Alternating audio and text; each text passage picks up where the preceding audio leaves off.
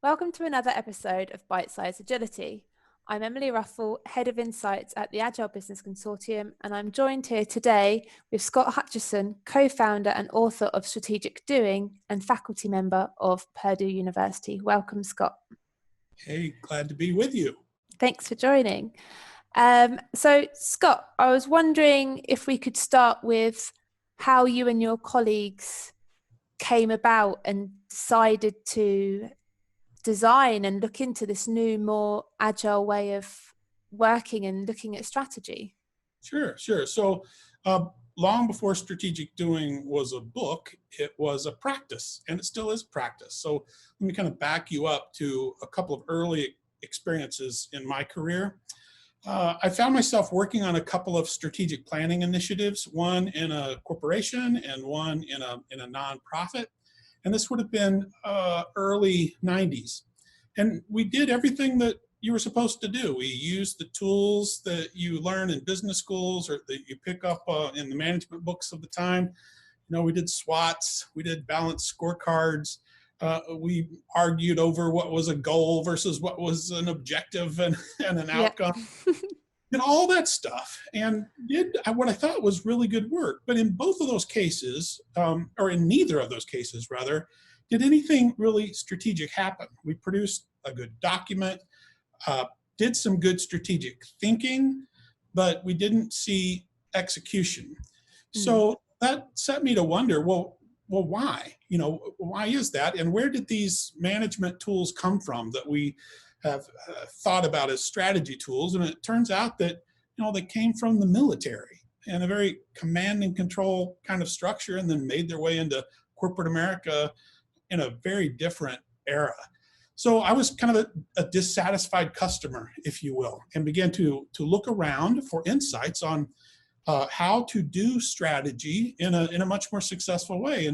And along the way, met other people who had been asking those same questions and experimenting with new models. And one of those partners was Ed Morrison. And Ed and I began working together about 16 years ago. And Ed's thinking was far more advanced than mine. And he had already begun to form what we now refer to as strategic doing in his head and in his practice that had transformed from a very traditional model of doing corporate strategy to this much more agile approach.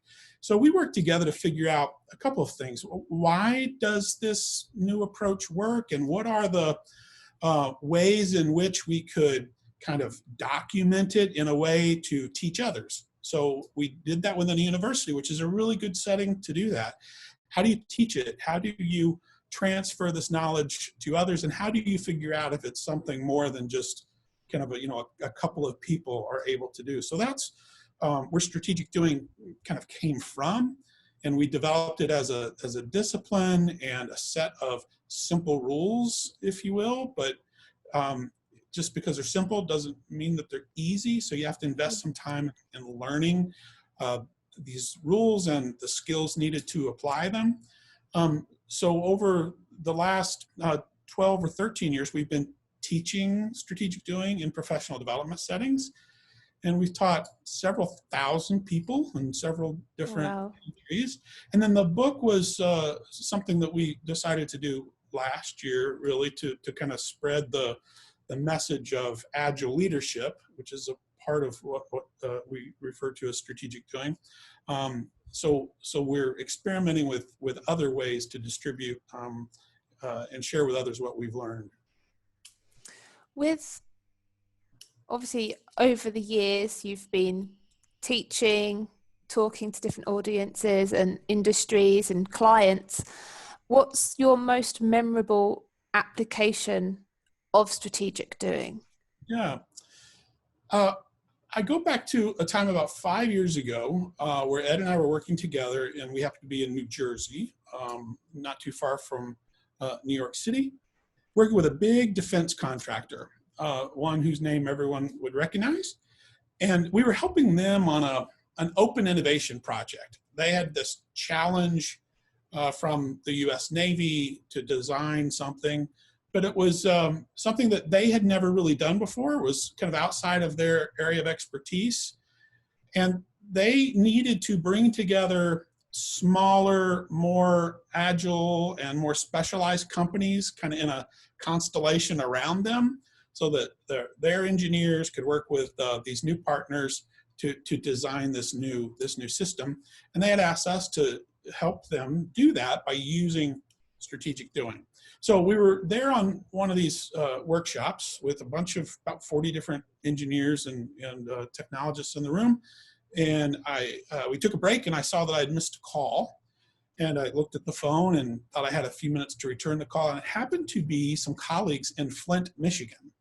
So Flint, Michigan is another place where we've worked, but there we weren't working with a company. We were working with neighborhood leaders. And Flint is outside of Detroit. So you can think about what's happened in the Flint economy, or very auto-dependent economies and communities over the last few years. And Flint is one of those communities. And Flint had the distinction of having the worst youth homicide rate of any city in the US for about 4 years in a row. And these were neighborhood leaders who wanted to address that really, really complex issue. And politicians had run on that as an issue, and foundations had swooped in and tried to invest, but they weren't seeing any headway. So years ago, they had come to us and said, well, maybe we could learn strategic doing and we could apply that in this very complex issue. And they did. So there's a great, wonderful group of community leaders doing remarkable things in Flint. So as I returned that call, and I was talking with one of the community leaders there, it dawned on me that we happen to be talking about the same principles or the same kind of simple rules in New Jersey with this defense contractor and the folks in Flint. And on the surface, what they were doing couldn't be more different, right? Yeah, completely. But when you dig down, you realize, oh, but they're both dealing with really complex issues where no single organization has all the knowledge or the resources or the expertise. And there's not one solution. There could be multiple solutions, and there probably will have to be. So both were dealing with a much more networked kind of environment where complexities are what they have in common. And I thought, well, that's pretty remarkable that these two situations find value in the same kind of set of principles, and they are both making headway in their own complex challenges. That was one of those moments like, wow, that's just remarkable. Yeah, I was going to say that's remarkable in the sense that just you couldn't get anything more disparate, just so different. Yeah, So different. and that's one of the things that's fun about this work is, you can place yourself in a lot of different settings and help people make headway. A place we've also worked in NASA around space life sciences, and that can be intimidating when you think you're going to be working with these brilliant scientists and engineers. But you don't need to know their science. You need to trust the processes and the principles. Just like the agile methodologies that so many of your members work with. That if you just kind of trust the process and work the process, you can make headway. Yeah, that's brilliant. So with, obviously at the moment, the current climate is, we can always say it's a VUCA world because there's a lot of uncertainty all the time. With obviously businesses having to close, people working from home, lots of big changes, big transformations having to happen almost enforced. How have these impacted your ability to help leaders in using strategic doing as a discipline? And do you think they will keep those changes moving forwards after we go back to the sort of a different or a new norm? Right. I've been surprised over the last, I guess it's more than 3 months now that since I've been across the conference table with a client, and I've been surprised at how much work has come my way, both on the university side and on the consulting side, and how how these principles still make sense. And one of the rules of strategic doing is actually rule number 3, I believe. It's uncover hidden assets people are willing to share. And that's been top of mind during all this, because our organizations are made of people, right? And if we've sent our people home to work, or we're doing work in a new way, we've all learned a lot. We've learned to use new tools. We've probably gained insights about ourselves, about kind of human behavior. If you happen to have school-age children in your home, you've learned about how distance education gets done when maybe you've never had to do that before. So those are all new assets. Those are all new knowledge assets that we've picked up. And the reason that we talk about them being hidden is because you don't know what assets are in someone's head and being. It's not like they carry them around in a sack like Santa and just pull out the sack. So my advice, and it is for organizational leaders to have deep, focused discussions with their team about what new assets they have picked up and which of those assets could be valuable in the next version of ourselves when we get past the worst of this crisis. And my hypothesis is that some of those will end up making us more agile and resilient in the long run. So how can we harvest kind of what we've learned when we get past the trauma, if you will, harvest what we've learned and how we can bring that forward. And much of that, I think, is non-obvious. It's hidden. It's the new insights and the new knowledge that our people have picked up on over these last 3 months.